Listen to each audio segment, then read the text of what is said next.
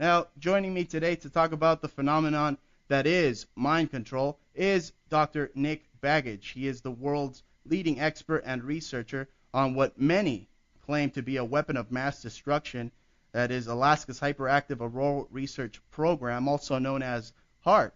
Now, Dr. Begich has authored many books such as Angels Don't Play This Harp, Advances in Tesla Technology. He has also authored Earth Rising, The Revolution Towards 1,000 Years of Peace.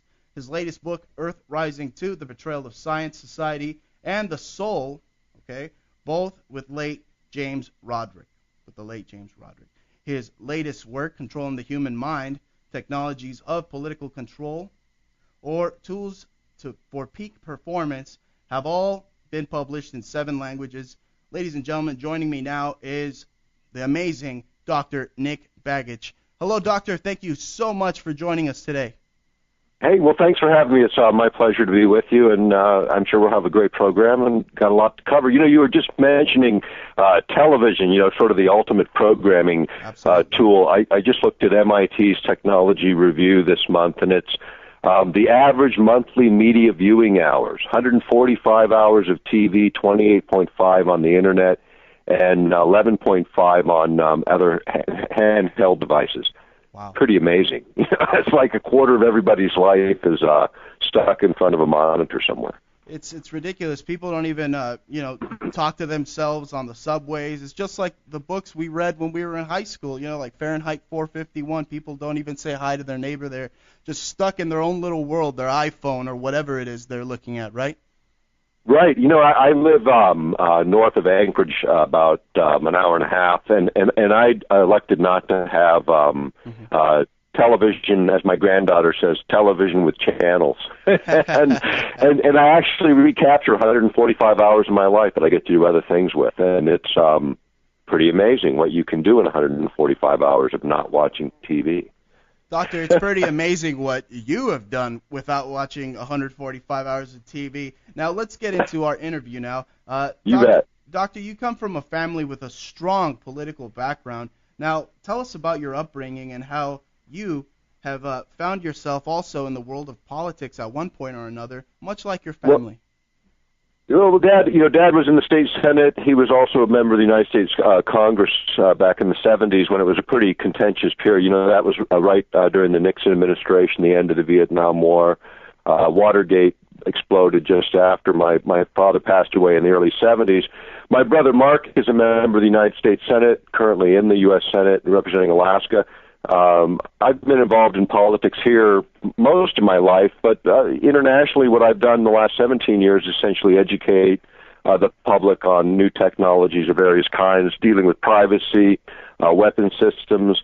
It seems to me that's been my bent, at least in terms of politics, is I think technology is what is changing the world. When you look at what makes governments powerful today, it's really command of the technology. Within a democratic republic such as ours, it's really important for the public to know a little bit about this stuff. We don't need to necessarily share, how to build it or how to engineer it, but any more than most people can't work on a modern automobile, we can still drive it. The same is true with public policy as it relates to new technology. Right.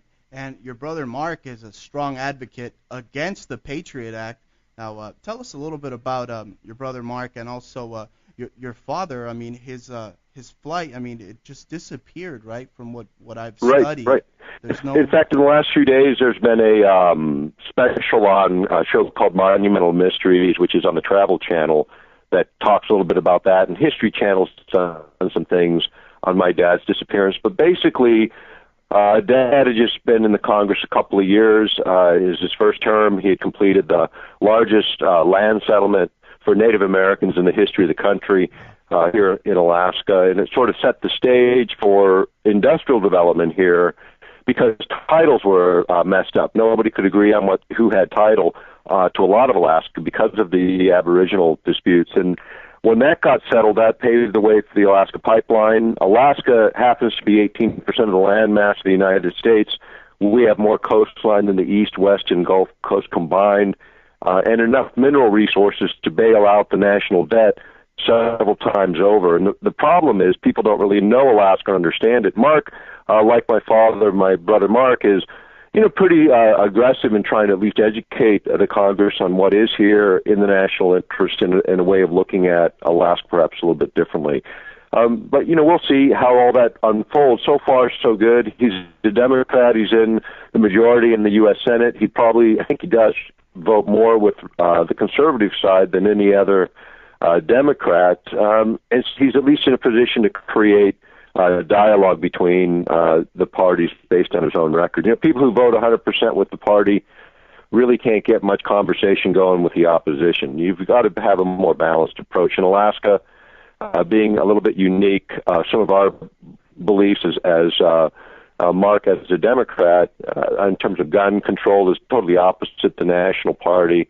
Our view in Alaska towards development is shared by both parties, just in a different perspective. But, we have a more of an aggressive developmental stance for Democrats here than most places. So I personally am libertarian, changed my registration recently because it better represents my own interests. Absolutely, and this is a libertarian-hosted talk show. I'm a libertarian myself. It just seems like, both parties, are trying to control every aspect of our life, and I'm pretty sick of it. I think most people are.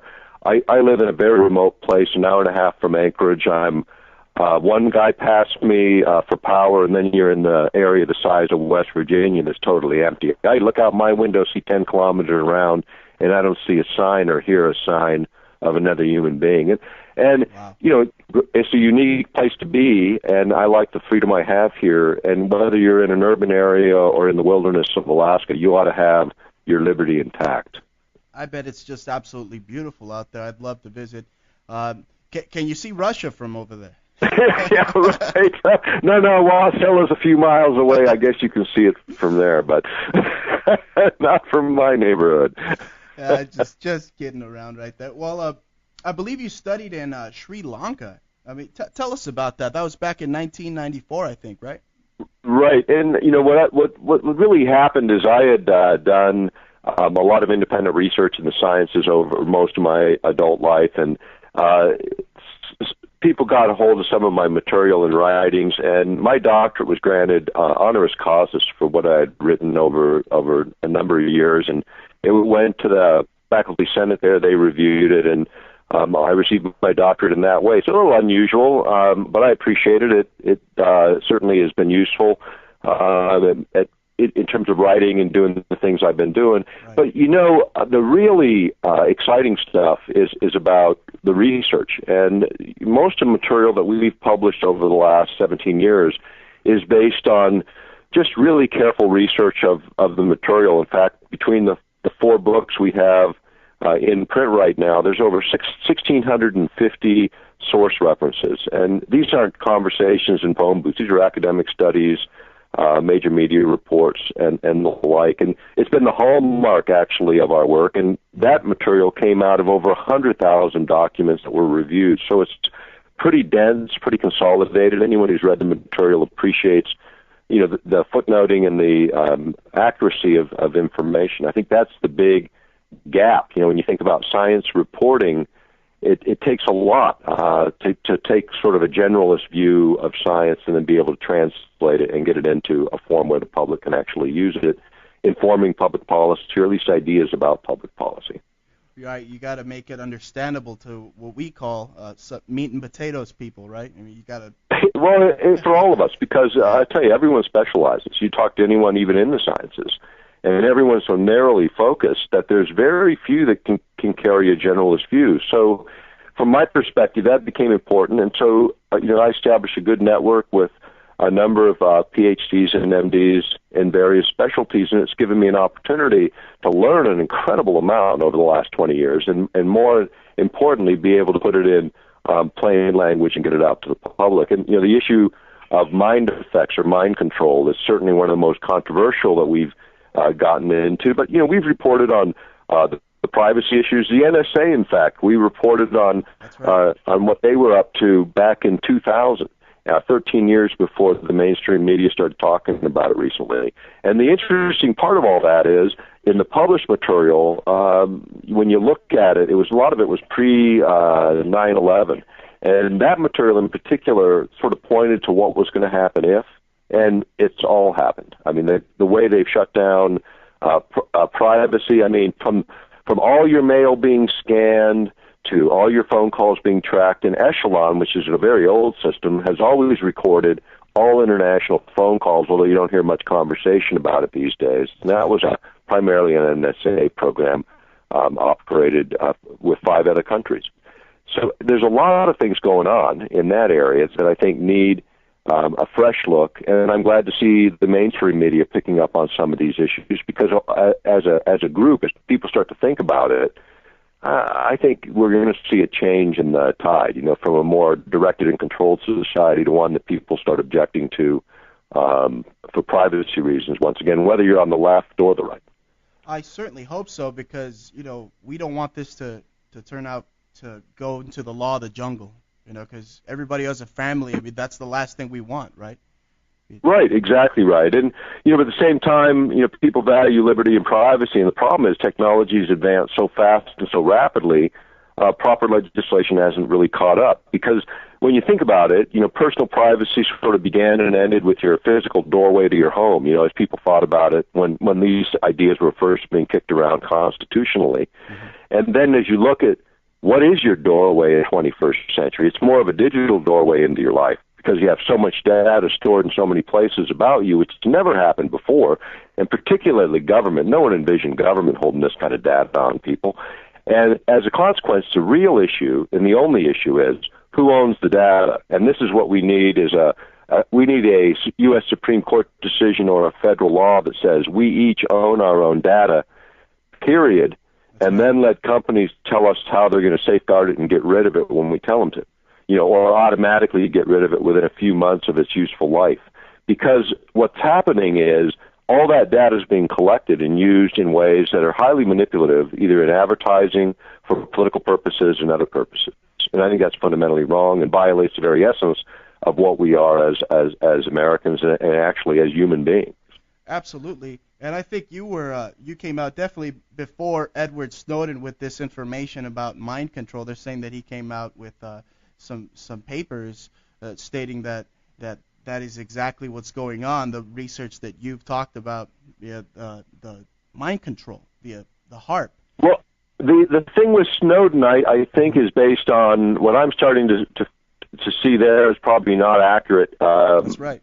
Information. I think it's a different Snowden, and I don't think we're talking about this guy that's made all this notoriety in the news. I saw those reports, and I really think that they're probably not supported by good evidence. But here's what I will say as far as HAARP goes. Yes, HAARP can be used to affect mental process, cannot be used for assassinations, as was asserted in some of that stuff that's floating around the net.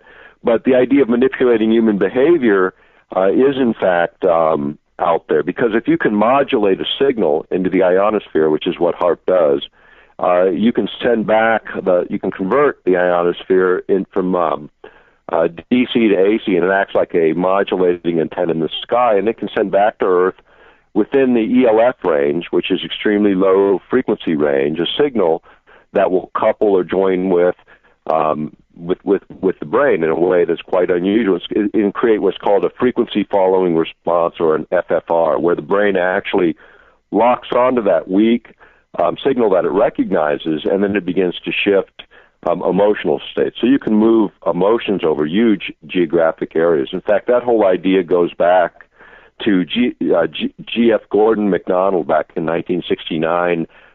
He had been a science advisor to Lyndon Johnson, a geophysicist at UCLA.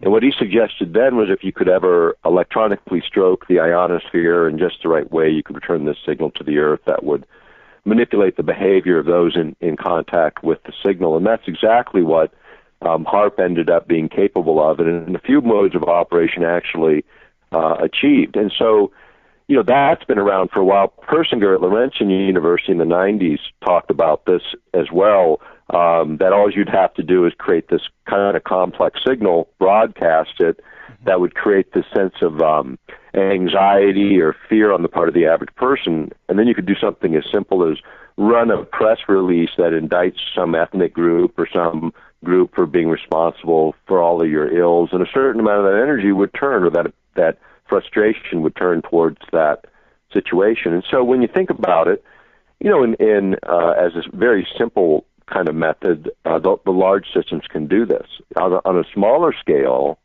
there are many systems that can manipulate behavior that have been spoken about in the literature.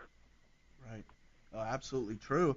Dr. Begich, please tell our listening audience about electronic telepathy and the Defense Advanced Research Project's and other governmental agencies' obsession with this technology. Well, this is interesting. There was a couple contracts that were let to the University of California. One was to interpret brain activity in the form of being able to analyze complex signals, electromagnetic signals and emanations from the head, translate those into specific thoughts in real time, to sort of actually read those energy patterns, those complex patterns. And then the other was to create complex patterns that could be sent into the brain and would be interpreted in a way where you could literally hear the signal. So instead of having a radio receiver, you are the receiver and transmitter. And this idea actually is kind of interesting because the idea is to take a look at a lot of different brains and see if you can in real time sort of these kinds of readings. And the thing it takes is very powerful computing capacity, which is something that increasingly we're getting better at, and at the same time, signal generation equipment, which we're really good at. And so when you combine these technologies, and think about it like resolution on a camera, the higher the resolution and the bigger and better we get at this stuff, the higher the resolution becomes, until you can literally create what are called controlled effects. There's a publication called Technology Horizons by the U.S. Air Force Research Lab. In June of 2004, they talked about this in the framework of creating signals that be able to replicate all five senses and even create memory sets that wouldn't necessarily even be your own, but would be anchored in a way where you couldn't distinguish your memory from something, from the synthesized memory. Now, think about that in terms of some of the research that's being done now and funded, very heavily funded, under the veterans funding for the same kind of thing, to knock out people's bad memories of warfare and so on, or replace those memories. Now, you think about that from a standpoint, have you just contemplated for a moment the idea that you can actually remove a memory set and throw in a new one? Scary. Do we really want government to have that capability? I mean, no one's even asking the ethical question of that. What does that mean and what does that imply? Now, you can think about it from the standpoint of coming back from war and having, just the shock of war and trying to eliminate that. But at the same time, isn't that very shock of war what keeps us from being so willing to fight them in the future or send our children or grandchildren into those kind of conflicts? And isn't that a good thing, that Americans and human beings generally are repelled by war in a way that certainly is horrible in all those respects? But if you take that away, is it easier to fight it? I mean, if you fight it with a drone, is it easier to kill people? This is one of the big problems of modern technology, because it becomes too easy to wage war. I think that's something we need to be cautious about as we move forward. And then anything that messes with your brain and consciousness, what if the government decides there's other beliefs or ideas that you maybe shouldn't have? And maybe the government we've got isn't the government we get in terms of what happens down the road. So these technologies become extremely important to at least debate on a policy level, and then really determine whether it's a direction we should even go. Extremely frightening just to think that this technology could fall in their wrong hands, because we definitely don't want them to be tampering with our minds, which... Well, let me suggest that it already is, if the government is running it. It's already in the wrong hands, because this is being done under the guise of classified research in the most part. In fact, we cite a number of things. There was, up until just this year, actually, in 2013, one of the RFPs is retired from DARPA, that was actually requesting proposals for anything that would give us advancements in this area, not just the idea of sort of electronic telepathy, but the idea of being able to manipulate emotion or behavior or map it more efficiently.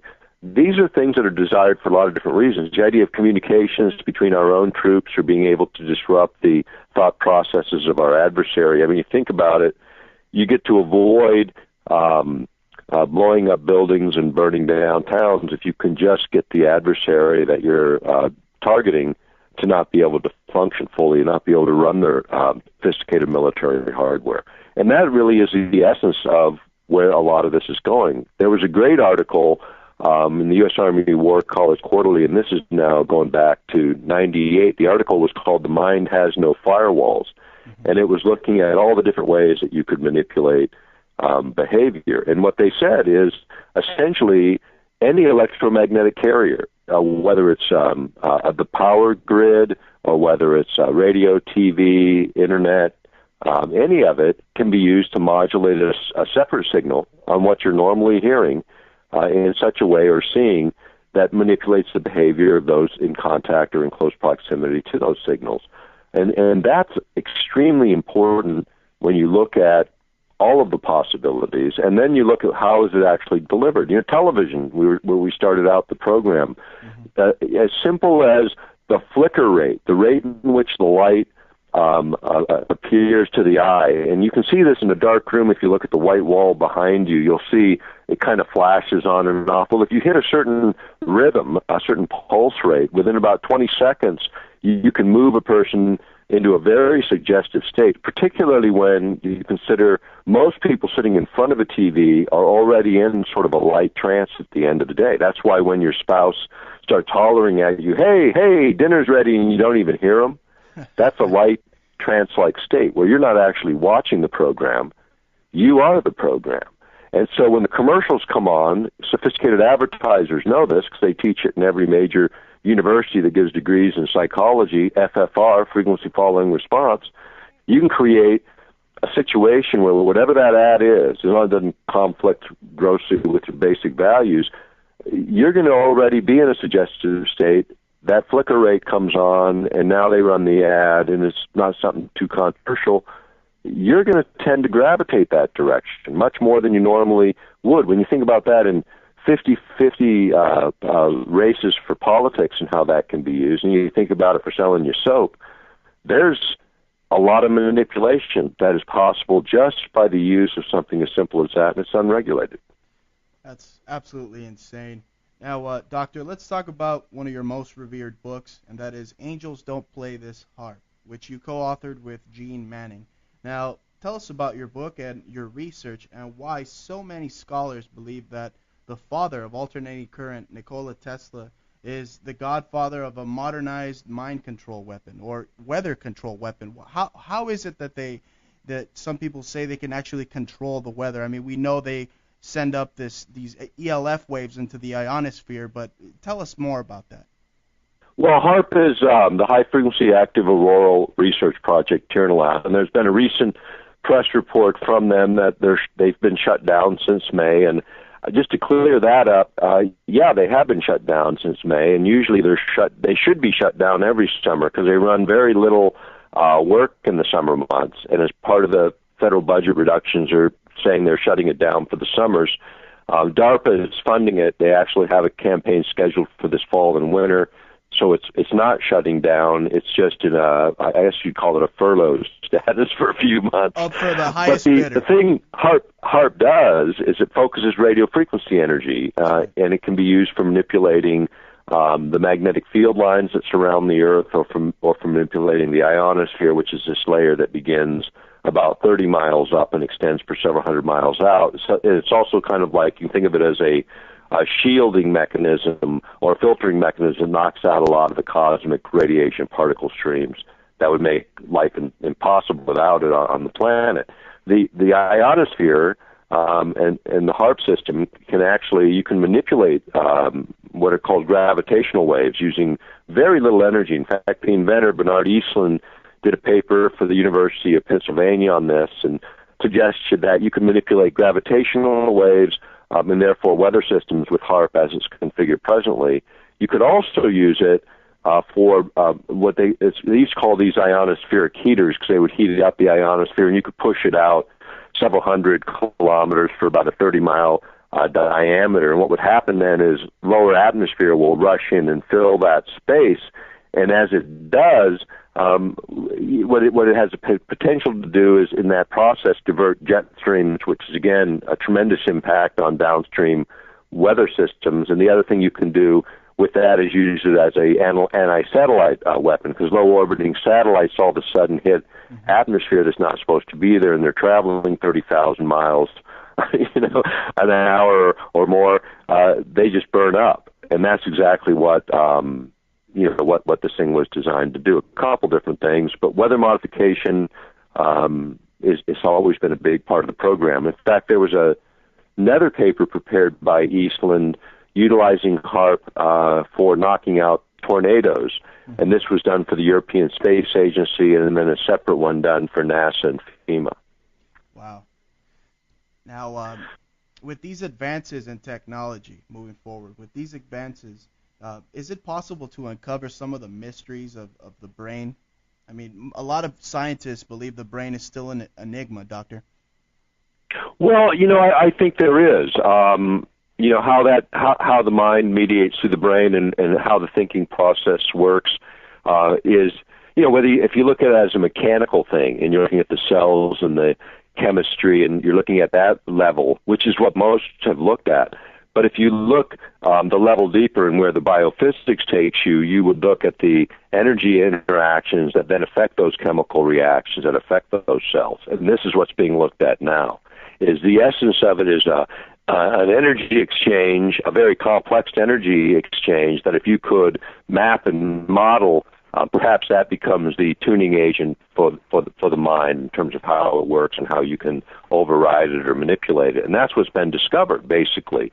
Now, on the other side of that is tremendous potential, because when you look at the mind and the brain and what you can do with it, the idea of enhancing our human performance or utilizing our mental capacities more completely is also a big part of the research. In fact, the most important thing discovered in all the mind effects research conducted by government over the last 60 years is probably this one, is that all of us have these anomalous human capabilities, all of us. And the problem with that is, from a military perspective, is if we actually utilized them, that would give a very transparent government something to worry about.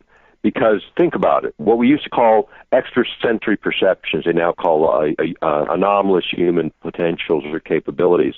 All of us have those latent within our system. The thing is, to make sure that you never, ever reach your higher potentials in that area, is you maintain a population with a certain level of anxiety and fear. And as long as you have that resting with your population, you can never reach these higher states of consciousness. You can look at an EEG measuring brain activity with anyone experiencing low-level anxiety and fear, or being medicated to overcome it, like half the country these days. They are not capable of seeing higher states of awareness or consciousness where these other attributes of being human can kick in. In fact, we did a closed conference when I was the executive director of the Lay Institute on Technologies in Dallas, and brought together some of the experts in the mind effects field for a conference closed to the public to just have an open discussion about what the possibilities are. And here was the big shocker for me, was virtually consensus in the room, and including a paper by the former head of the biophysics lab of the USSR Academy of Sciences on the mathematics, actually, of how these psychic functions actually work in terms of the brain and energy exchanges. And when you think about it, what the group said was, and this was interesting, each person holding this belief that the next evolution of human beings is that, awakening to these higher and unusual potentials and characteristics. And most of us experience, we all experience these really intuitive things from time to time, or these things that we really can't explain. But to see that as a standard way of living, you can see why a lot of government that hides itself in a corner would be a little I guess, afraid of that possibility. And at the same time, that is probably the biggest thing discovered in all the mind research is that we all have this capability. Now they want to duplicate it with computer programs, which is kind of the way human beings think. These electronic telepathy programs being pursued by DARPA, as an example, is some of that. But we have that capability probably anyway if we can just learn to use our own instrument a little better. That's absolutely right. Now, tell us about your time as a witness for European Parliament. I read about that.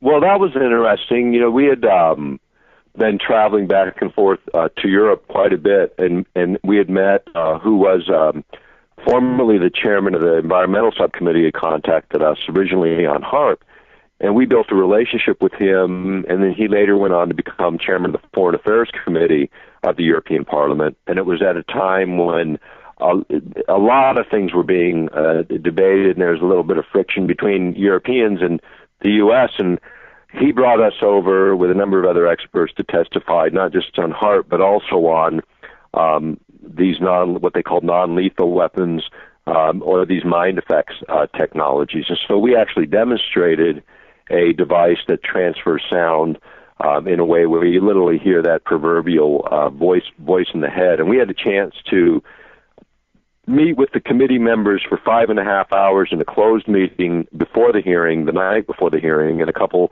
members of the press were there, and the committee and those of us that were going to testify. And then the next day, each of us was given 15 minutes to testify and then question and answers. And at the end of my testimony, I had an hour and a half of questioning by the chairman of the committee and the committee members. And at the end of the day, they did pass a resolution, the most lengthy and complex security and disarmament resolution ever passed in the European Parliament. It contained 4 sections, 3 on HARP and 1 on mind effects weapons that we were responsible for. And in fact, they had passed those sections because we had worked with conservatives, Greens, and Social Democrats to build a coalition around those issues passed by the largest margins. In fact, what we also did as a follow-on is I published the book Earth Rising, the Revolution, which gets into all these privacy-related technologies, which then became part of their science and technologies group's research, and they quote heavily from that work. And that's 13, you were talking about 1997 to 2000 or 99, actually, that all this was done. And when you look at it over time, now you see the Europeans upset again because of the surveillance technologies we revealed way back then. Mm-hmm. The other thing that we did in that hearing is we talked about the ABM treaty, which was still in effect at the time, the anti-ballistics missile treaty with the former Soviet Union. And in my testimony, I said within 1 year the U.S. would unilaterally abandon that treaty, and they would use the argument there is no Soviet Union, so there is no treaty. 10 months later, in fact, the committee chairman objected because they just couldn't let that stand in the record without a challenge, because their view was no way would that happen within a year without them already knowing about it, right? Because it's such a fundamental treaty. Well, 10 months later, Senator Stevens from Alaska stood up on the U.S. Senate floor and said, there is no Soviet Union, therefore there is no treaty. And the Clinton administration abandoned that treaty, and that was the end of it. And it was 10 months rather than a year. And so without using any classified material at all, just looking at the public record, we were able to deduce more about the ABM treaty than all the security agencies and all the countries representing the European Parliament, at least as far as those parliamentarians were concerned.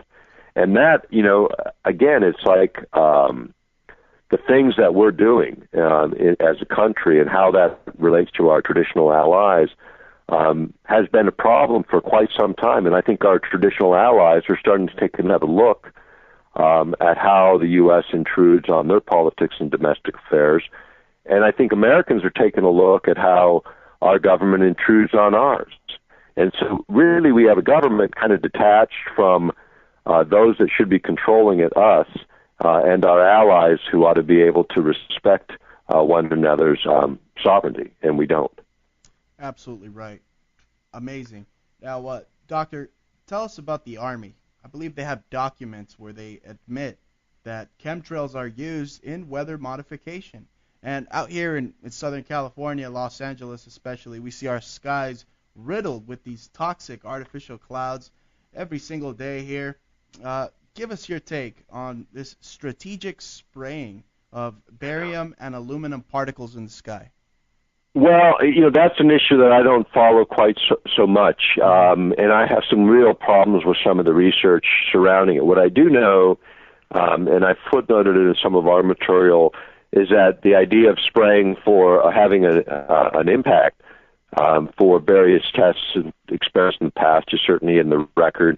The idea of cloud formation, now this is just a simple byproduct of jet condensation trails, because here's what was discovered years and years ago, is there was a theory that jet aircraft and their emissions were adding to cumulus cloud formation, which was creating storm intensities in the southeastern United States. And so the theory was out there, and then actually 9/11, this is interesting, 9/11 shut down all the air traffic, so they were able to fully model out that theory and change it from theory to fact. And the reality is, if you look at jet traffic over the last 20, 30 years, it is a huge and steep up curve as the world has exploded in international transportation as far as commercial flying as well as freight flying. That is adding substantially to cumulus cloud formation all over the world, having a dramatic impact and shift on weather patterns without any conspiracy attached to it except for the fact that they're flying. Now then you take a look at those that are asserting spraying, and there has been some, but the problem is the sampling. The sampling is generally done on the ground, which is irrelevant, and a lot of the sampling that showed aluminum early on was being done in an area where some of the biggest bauxite conversion facilities for changing bauxite into aluminum were operating for years and years without any Clean Air Act requirements pre-1970s. And so you have in parts of the country heavy metals like barium and aluminum and other metals that are in the background at higher levels than, say, normal. The problem is the sampling really needs to take place where it's being expelled from the engine. Up in the atmosphere where the cloud formation is forming to see what's in it. And then the surrounding areas that are devoid of that cloud formation need to be tested for their relative containment of the same constituents. So you can see if there's a difference or whether this is just normal in that area in the background just because of what's happened industrially or otherwise. And I think this is one of the problems with the contrail story, because what's being observed in some instances is strictly the vapor trail coming off of jet aircraft. I agree that in other instances it's something else, but what it is, I think we got to wait and see. As it relates to HAARP, barium-laden rockets were used with HAARP for putting fine particulate barium in the upper atmosphere in order to see. Because then if you hit a certain pulse rate and frequency with HAARP, then what you can create is what they call air glow. So you can see what your magnetic lines that you're creating are doing. So in one instance, they were trying to create a sort of corkscrewing acceleration of electrons or energy around the natural magnetic field lines of the Earth so that they would serve as sort of waveguides and allow that energy to flow from the North Pole to the South Pole to create a missile shield. Well, to see that, if you put barium up there and then certain types of instrumentation, because human eye still might not see it, but certain sensitive lenses will then pick out the difference and you'll see air glow. So you can actually see that corkscrew going around that magnetic field line headed south. And so they do use it in conjunction with that. Aluminum particulate materials have been used in conjunction with weather modification programs in the past, but with HAARP you don't need either one in order to make HAARP work. But to see some things or to do some things, you can certainly manipulate the signal in a different way and maybe create other effects. Wow. Now, Doctor, we're almost going to wrap up here, but tell our listening audience about the biohazards of extremely low frequencies, like we talked about earlier, those ELF waves that are being emitted up in the sky. Right. Again, ELF, extremely low frequencies, are the ones that are biologically active, signals under 100 hertz or pulses per second. We talk a lot about that in the book Controlling the Human Mind, which is one that people should really take a look at. There's over 250 sources there. Earthpulse.com is my website where you can take a look at that.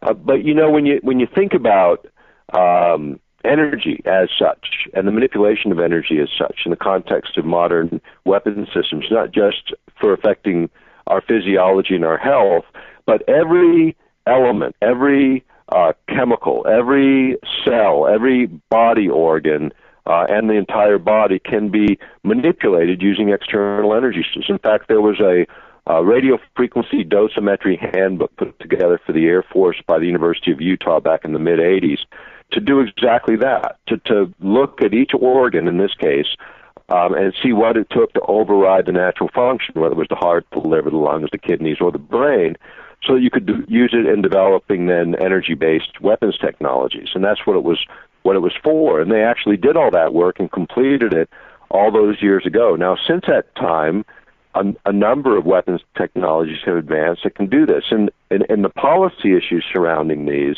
have been debated in places like the U.S. Army War College. And in our books, we talk about that and what their rationales are.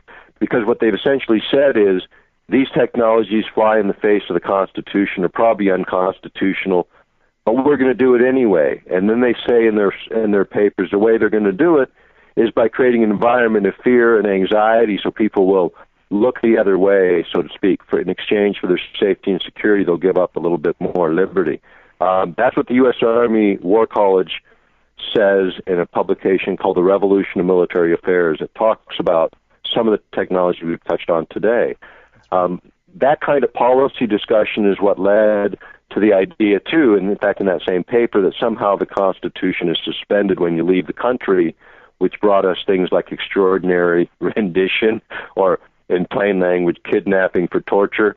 These are things that I think Americans should start asking. Is it okay to do that? Is it okay for our government to dig through garbage cans and then use extortion and blackmail on our allies and adversaries? Is it okay to invade everyone's privacy on a wholesale basis on every front that we're exposed to? And I think most of us, libertarian, liberal, or conservative, would agree that it's gone too far, and the reverse is in order. And the idea of mind effects technologies is perhaps the biggest step over the line. Wow. No, it's definitely not okay. Now, Doctor, wrapping up here, I wanted to ask you, we were talking about the brain and the potential of the brain. Did you know that the government, the U.S. government, waged out a clandestine operation conducted by the CIA in the 1970s? I believe it was called Project Scan8, where they're hiring psychics or remote viewers with ESP. They're trying to enhance this enhancing of ESP, where they could even spy on you from, let's say, Russia. They can spy on me right here in the studio. That's insane, don't you think? Right. That's been ongoing. In fact, CIA had programs in this area. DARPA, many programs have operated in this area since the 1950s and 60s. This is ongoing research, and this is what I'm talking about. This is that sort of next evolution. If they could artificially stimulate that in a few selected individuals and suppress it in the mass of the population, wouldn't that be handy as a weapon of war? Wow. But at the same time, I think it's our birthright as human beings to have these capabilities. I think we're going to see them emerge more and more. As we begin to mimic the technologies, we also unlock the keys to how to realize those states of awareness without the technologies. And I think it's like, from my perspective, one of the most exciting times to be alive. When you look at the great challenges that we face as a race of humans on the planet, we do need these extraordinary capabilities enhanced so that we can be better stewards of this planet and at the same time enhance what the experience is of being here. These technologies and the misuse of them is unfortunate, and hopefully the walls come tumbling down in a reasonable and rational way so that we can advance through technologies in a way that doesn't lead to more control and directed societies, but one that's more liberated, more capable, and able to use greater and greater portions of the human mind and brain. Absolutely. And with this adversity that the human race is facing via this tyrannical government, it'll take this adversity for us to get to the top of the mountain once again. Thank you so much, Dr. Begich, for joining us today. Hey, thanks for having me. It was my pleasure, and people can check us out at earthpulse.com. Can't wait to have you on again. Thanks so much, Doc, for being on.